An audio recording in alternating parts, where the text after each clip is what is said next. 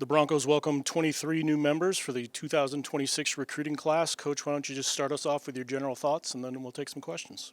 Happy National Signing Day. It's a great day to be a Bronco. We are celebrating and welcoming 23 new Broncos into this class, 18 high school signees and 5 junior college signees today. I think it's a really great class. We've got 11 on the offensive side of the ball, 11 on the defensive side of the ball, and 1 special teams player.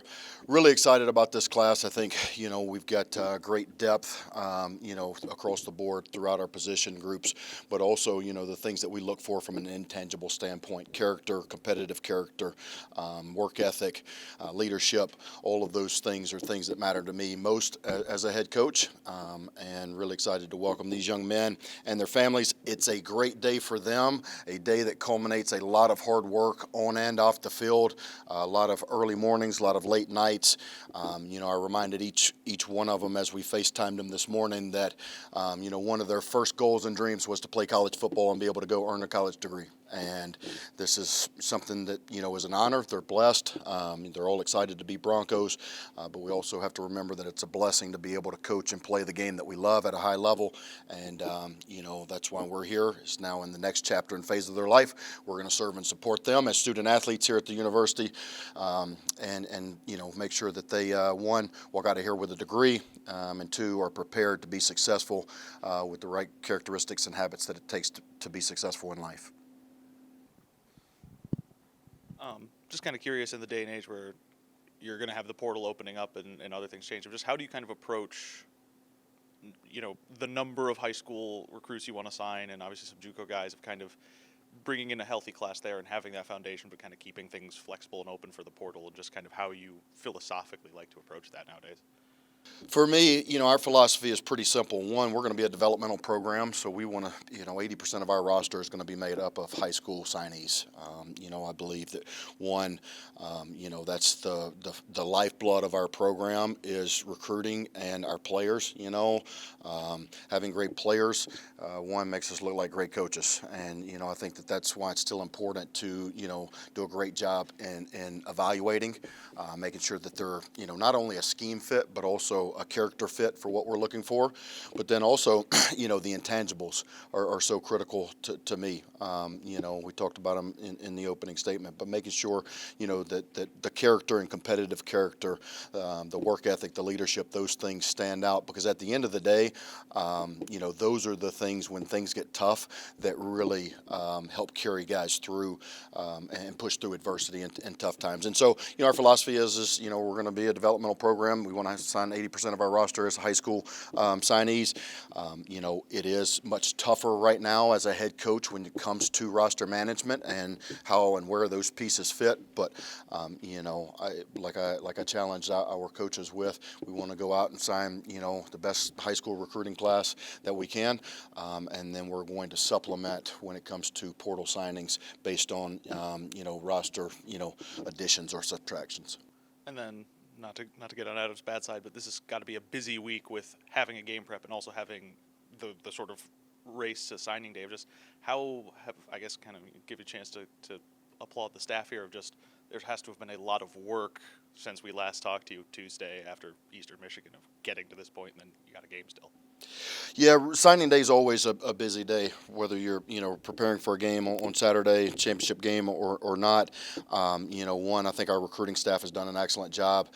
They really did throughout this off season, and when it came to official visits, when it came to game day visits, we had more visitors on campus during this season than we have in on record in our history. And I think that's a testament to our staff, our recruiting staff, really working their tails off.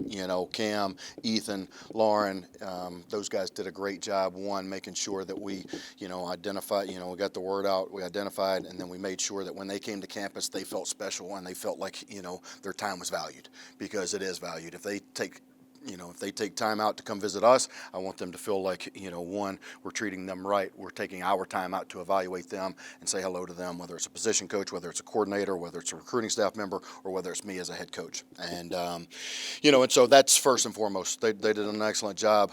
Over Thanksgiving, we met as a staff. We kind of knew, hey, we're going to be preparing for the MAC championship game. We want to get a little bit ahead on recruiting, and so we took a couple of days there to carve out some time recruiting to get ahead this week. But the one thing that I'll tell you, that all the parents and student athletes, signees said as we FaceTimed them this morning, Coach, good luck on Saturday, but we're coming to win more championships. And that's the kind of character that, we've recruited. This is only the beginning, of what we want to do here. We're building something special. I think people are seeing that. There's something special going on here in Kalamazoo and here at Western Michigan. And, these 23 signees are part of that, and they're part of the future that we're going to continue to build. And, kudos to our staff for this great signing class. You just mentioned like the character of bringing winners here. Was that a specific emphasis, or I talked to you before on just like bringing speed to this program? Was there something that you guys really tried to carve out with this particular recruiting class? Yeah, I wouldn't say that there was one quality that we looked for the most. The thing that I think we have identified, as winning traits are, great character as a human being, and then the competitive character, to want to compete in everything that you do, whether it's in the classroom, whether it's, on the football field, whether it's in strength and conditioning, whether it's we're freaking playing ping pong. I want guys who want to compete in everything that they do, and they want to win at everything that they do. And I think when you find those type of guys who are willing to compete, and, that's also risking that there may be some failure there. They're willing to learn through the failures. I think that you've got something special there. You're exactly right. In year one, we identified, we really needed to improve our team speed. We went out and did that. Last year was really an emphasis on, guys who have been part of winning programs, who have been part of winning cultures, who know what it was and help bring that culture here. And, we've got a lot of those guys in that locker room right now that, have been part of winning teams, programs, cultures, and winners win. And so, we want to bring those type of individuals here to continue that culture and, really ownership from our players. I see several players on this list that are from in-state. How important was it to kind of just continue to attack Michigan and get some of the best recruits from the state here? Yeah, we want to make Michigan a priority, the state of Michigan. We want to own the state of Michigan, but also we talk about our recruiting footprint, which is a 5-hour radius. And I think, that was one of the reasons why I took the job here. I think Western Michigan has one of the best recruiting footprints in the country when you talk about G5 football. And, when you look at all the fertile recruiting beds that we have within a 5-hour radius, we signed 6 high school players from the state of Michigan, but we signed 16 from our recruiting footprint within a 5-hour radius. So, 16 of the 18 were in that Midwest footprint. And I think that shows to the level, the caliber of players that you can recruit here. But also, there's great high school coaches in this area and great high school programs, whether it's Chicago, Detroit, Indianapolis, Louisville, Cincinnati, the state of Ohio, all of those are really good, not only places to recruit, but they're good people that are, come from great coaches and staffs. One of the kids that's not on this list that I have been following just from the local area covering high school is Keegan McHugh, who was a walk-on, and I know that probably hits home for you. Just talk about maybe just bringing him into the fold, and I know he's a competitor first and foremost. So how excited are you to have him here? Yeah, well, I can't speak on him, by name right now. We have several guys who are still in the process of clearing admissions. And so, one, you mentioned walk-on. I can talk about that. We've done a great job really, making sure that, we've developed our walk-on program since I've been here. When you look at, just our current roster, Blake Bosma and Jalen Buckley were walk-ons here. And, 2 of our best players, most productive players, all MAC players, all conference players. And, I was a walk-on. So, that's obviously a soft spot for me and a point of emphasis. We actually talked about it in our staff meetings the last couple of days. You never know who the diamond in the rough is going to be. And, I was one of those kids that just needed a chance and an opportunity. And, to me, especially here with the state of Michigan and, the high school, football here, we can find really good walk-ons that will contribute for us and play a lot of, football on the MAC. So we want to continue to do that. I noticed kind of an emphasis on signing 3 JUCO linebackers in this class. Your leading 2 tacklers, Sefa and James Camden, are both gone after this year. Is that kind of the plan moving forward at linebacker for the years coming, is going the JUCO route? Well, I think one of the things that you're seeing right here with this signing class is 18 high school signees and then 5 junior college players. I think our coaching staff, in particular, Coach Bell, did an excellent job, identifying junior college prospects.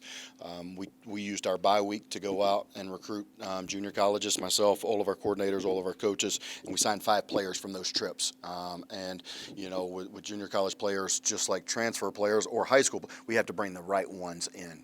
Not only do they have to be good football players that match what we're looking for at that position, but also the intangibles. And the only way that you can get to know that, especially junior college and transfer, is to spend time with them, go out, watch them practice. Spend time with their position coaches, with their head coaches. We did that during the bye week. Time well spent. We're really excited about the junior college players that we added at the linebacker position specifically. Yes, we're losing 99% of our production, at that position with James Camden and Sefa Sapaya, graduating. And so we want to bring in, to further answer that question. I won't say that any of these things are answers. We want to bring in competition. You can ask any one of these recruits that we've signed. I don't believe in promising playing time. I believe in, promising the opportunity to compete for playing time. We have a lot of freshmen and newcomers playing right now. I looked at our roster right now. If you looked at signing day last year and all of our new signees or new players on this roster, we have 11 on offense that are either starting or major contributors. We have 9 on defense. So that's 20 players from last year that are, contributing major, and some of them are freshmen, some of them are junior college players, some of them are portal signees, but all of them are new Broncos that weren't here last year, that we signed just like it was today. So I think that shows the best players are going to play. We're going to bring in competition at every single position, and I think that's how you get better as a football team, is bringing in great players at each position. And it's also important to have those depth players, because we all know injuries, the injury rate in football, it's 100%, and so being able to have Raheem Anderson and Hunter Whiteneck when guys go down has allowed us to be where we are right now as a football team. We're going to try to continue to do that in the way that we recruit. And now that signing day is kind of winding down and high school recruiting is kind of winding down, we've talked about the portal a little bit. What's kind of the general plan going forward? I know you probably don't want to share too many specifics, but moving into portal season, obviously that's important. What's kind of the general plan for Western? Yeah, well, we will go out and attack, our needs. I think we identified, and, again, want to celebrate these guys here, the 18 signees and the 5 JUCO players. It really is their day.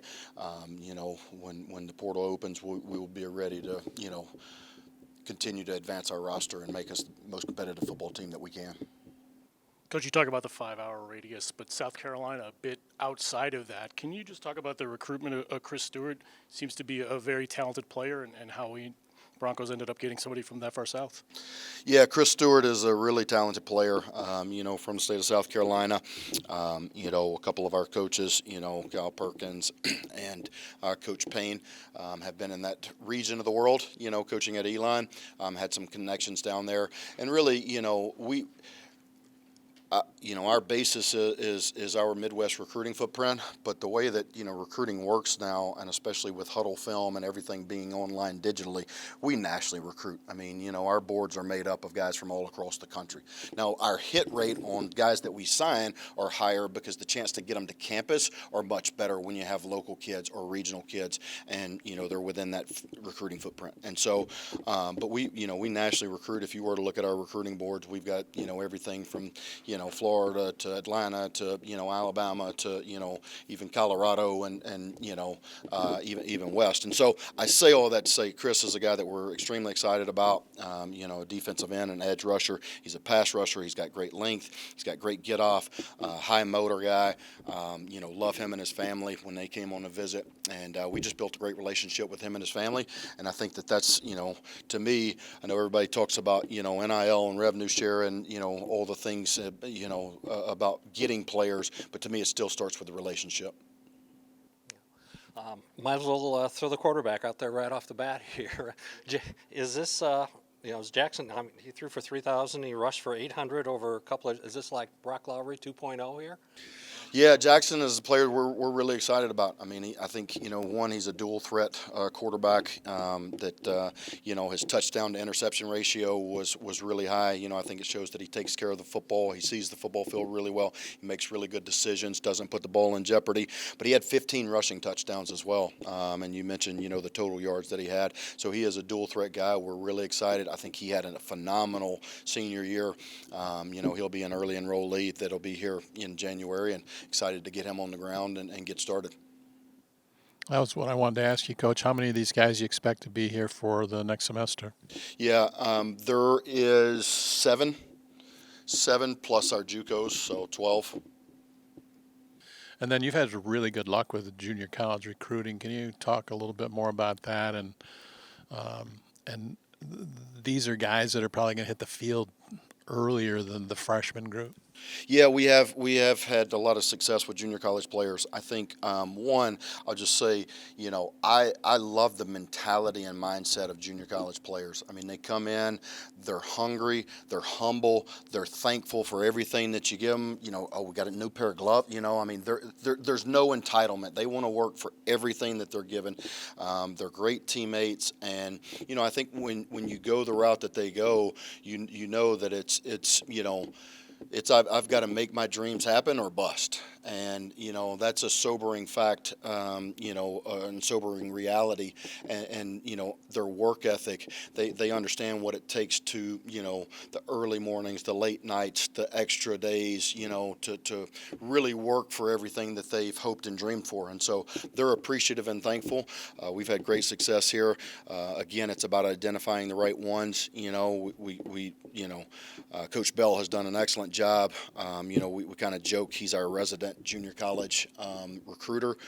He's done a great job. His time at Southern Miss, North Carolina, and also Arkansas State, he recruited junior colleges very heavily. That's something that in my time I had not recruited junior colleges very heavily. When you're at Stanford and Notre Dame, I didn't make many stops out there. I did at my other stops in college football, Louisville, Alabama, App State, those places. But, Walt has a great foundation of, knowing the coaches out there, knowing the recruiting coordinators, knowing which JUCOs to go to. And, I think we had a really productive bye week. And, those guys have really come in and added an element to our locker room, because they're humble and hungry that I really like. I think it's, part of that blue-collar, gritty mentality that we talk about, just in a different way, in a different sense. Do you see a possibility of adding to this group here in the next week or so? So we will look to add to this group. There's several other junior college players that we're in the mix on that we may sign within the next coming days. I also, we will sign a couple more high school signees as we move forward, maybe whether it's between, in the next couple of days or in the second signing period. And then O-line is such a critical area in college football, and you've got a few here. Can you talk about that group of O-linemen you said? Yeah, we signed 3 O-linemen. One, I think, Coach Pavlik and Coach Will Aarons did a great job identifying, the characteristics and traits that we were looking for at the O-line position. I think these guys fit right in there. They're tough, they're physical, they're hard-nosed, they're gritty players, great work ethic. And so I think from a high school development standpoint, and O-line is one of those positions, I think, it still is truly one of those developmental positions. Sometimes O-linemen are in your program, 2 and 3 years before they really start to grow and blossom and see the field. These 3 guys are going to really benefit a ton from Coach Bernardi and his staff. These guys, have all the raw traits and characteristics that we're looking for, but they're young moldable clay right now that they're gonna, between Coach Bernardi, our strength and conditioning program, and Katie and our nutrition program, these guys are going to make leaps and bounds in their first 6 to 12 months here on campus. All right, thank you, Coach. Thank you, guys. Go Broncos.